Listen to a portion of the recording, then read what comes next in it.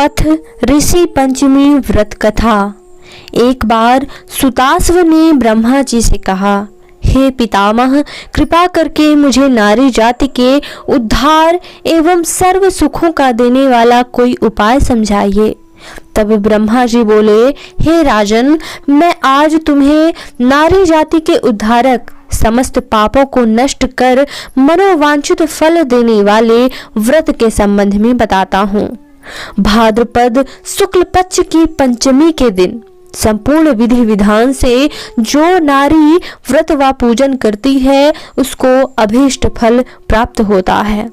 इस विषय में मैं तुमको एक अत्यंत पुरातन कथा सुनाता हूँ, उसे ध्यान देकर सुनो।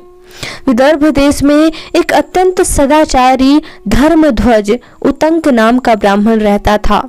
उसकी स्त्री अत्यंत पतिव्रता, सुशील एवं दानी स्वभाव की थी तथा उसका नाम भी सुशीला था। उसके एक पुत्र एवं एक पुत्री पैदा हुए थे। पुत्र का नाम सुविभूषण था। उसने चारों वेदों का सांगोपांग अध्ययन किया था। कन्या का भी समयानुसार अच्छे कुल में संबंध कर दिया गया था, किंतु दुर्भाग्यवश वह कन्या विधवा हो गई। वह अपने सतीत्व के रक्षार्थ अपने पिता के घर रहने लगी। वह ब्राह्मण सपरिवार गंगा तट पर कुटी बनाकर ब्राह्मण बालकों को विद्या अध्ययन कराने लगे। एक दिवस माता पिता की सेवा करके कन्या शिलाखंड पर शयन कर गई। रात भर में उसके शरीर में कीड़े पड़ गए।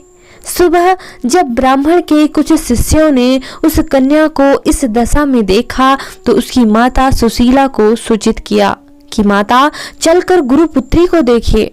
गुरुपत्नी ने जाकर उसे देखा। देखते ही सशंकित हो विलाप करने लगी तथा पुत्री को उठाकर ब्राह्मण के पास लाई। ब्राह्मण भी पुत्री की दशा देख अति विस्मित हो दुखी हुए। तब ब्राह्मणी ने हाथ जोड़कर कहा, महाराज, मेरी पुत्री के शरीर में कीड़े पड़ जाने का क्या कारण है? तब ब्राह्मण ने कहा कि हे सुप्रिय, इस कन्या का अब से 7 जन्म पूर्व का हाल बताता हूँ, सो सुनो।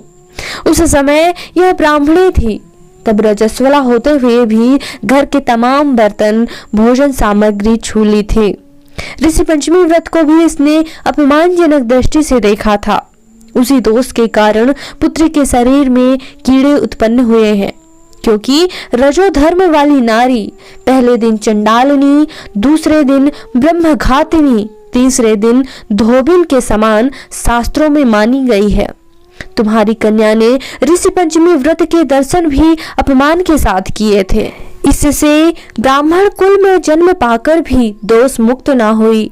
तब सुशीला ने कहा, महाराज, इस उत्तम व्रत को इस कन्या के समक्ष विधि पूर्वक वर्णन कीजिए, जिससे समस्त सांसारिक प्राणी भी लाभ उठा सकें। ब्राह्मण बोले, हे सहधर्मिणी, यह व्रत भाद्रपद मास के शुक्ल पक्ष की पंचमी के दिन किया जाता है। पंचमी के दिन किसी नदी अथवा जलाशय में स्नान करके व्रत को धारण करके सायं काल के समय सप्त ऋषियों का पूजन विधि विधान से करना चाहिए। भूमि को गौ के गोबर से लीप कर शुद्ध करना चाहिए। वहाँ अष्टदल कमल बनाकर नीचे सप्त ऋषियों की स्थापना करके प्रार्थना करें। महर्षि कश्यप, अत्रि, भरद्वाज, विश्वामित्र, गौतम, जमदग्नि, वशिष्ठ महर्षियों की स्थापना कर आचमन, स्नान, चंदन, फल, फूल, दीप, नैवेद्य आदि से पूजन कर व्रत की सफलता की कामना करनी चाहिए। इस व्रत को करके उद्यापन भी विधि पूर्वक करना चाहिए। चतुर्थी के दिन एक बार भोजन करके पंचमी के दिन व्रत आरंभ करें। सुबह किसी नदी अथवा जलाशय में नित्य कर्म से निवृत्त हो दातून करें, स्नान करें। गौ के गोबर से लीप कर सर्वतोभद्र चक्र बनावें। उस पर कलश स्थापित करें। कलश के कंठ में नवीन वस्त्र बांधें।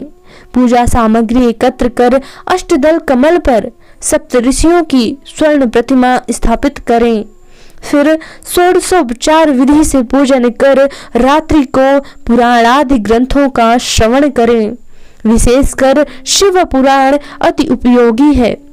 प्रातः सत्कर्मी ब्राह्मण को भोजन एवं दक्षिणादि देकर संतुष्ट करें। इस प्रकार व्रत करें तथा उद्यापन करना भी अति उत्तम है। इस व्रतोद्धान से नारी रूप लावण्य को प्राप्त कर सौभाग्यवती होती है एवं जीवन में धन संतान आदि का सर्व सुख भोग कर अंत में देवलोक में वास करती है। इस व्रत के करने से नारी का बुरा से बुरा हर समय नष्ट हो जाता है तथा सदैव लक्ष्मी का निवास रहता है। सुंदर आज्ञाकारी एवं दीर्घायु वाले पुत्र उत्पन्न होते हैं। जीवन में किसी भी प्रकार का कष्ट पास नहीं आता है। बोलो सप्त ऋषियों की जय। ऋषि पंचमी व्रत कथा समाप्त। प्लीज़ हमारे चैनल को सब्सक्राइब ज़रूर कर लें ताकि इसी तरह आपको हर आने वाले त्योहारों से संबंधित पूजा विधि के और व्रत कथा के वीडियो देखने को मिलते रहें। वीडियो देखने के लिए बहुत बहुत धन्यवाद। ओम नमः शिवाय।